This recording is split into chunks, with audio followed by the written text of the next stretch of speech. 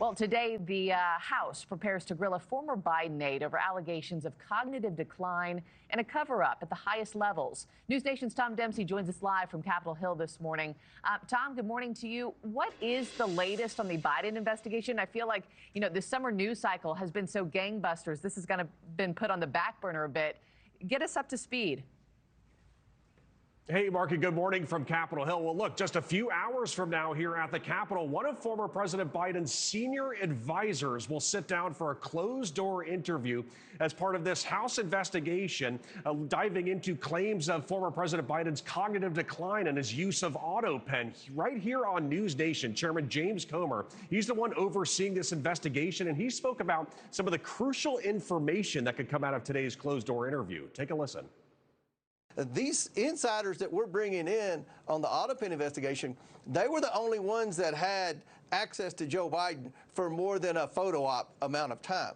And that's why we're bringing them in. And I can tell you, the ones that have spoken, it's very concerning, some of the things they've said. And we're very concerned about how that autopen was used. And there's really no evidence that's emerged that would prove that Joe Biden knew exactly what was being signed with that autopen. So for our viewers at home, Anita Dunn will be the one coming in for this interview today. She once served as senior advisor for communications during President Biden's term and had close ties to the former president. Today's interview follows several others with members of President Biden's inner circle and team, some of them including the president's own doctor and the First Lady's chief of staff. They pleaded the fifth while in front of the House Oversight Committee, while others, like former chief of staff Ron Klain, voluntarily answered questions about this investigation. Steve Ricchetti, who was once a top advisor, said former President Biden was fully capable of making the decisions when he was in office, and he denied any sort of conspiracy took place to cover up these claims of cognitive decline with the former president. And former President Biden also saying in a New York Times interview that he was fully capable of making all these decisions, and he made all those decisions during his term. But again, a big closed-door interview happening at 10 a.m. Eastern time today here on Capitol Hill, Markie. Yeah, we'll see what more we learned there. And what else lies ahead with the investigation?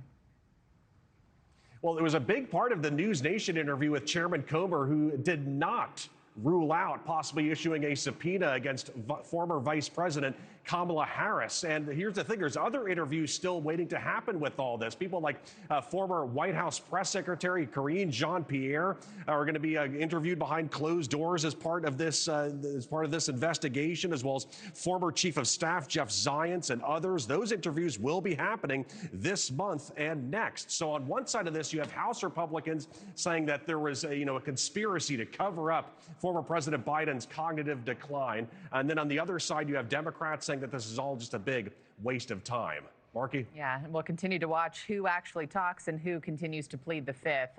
Tom Dempsey, live on Capitol Hill. Thank you. Thank you for watching. Subscribe below and download our NewsNation app right now on your phone, and you will get fact-based, unbiased news for all Americans.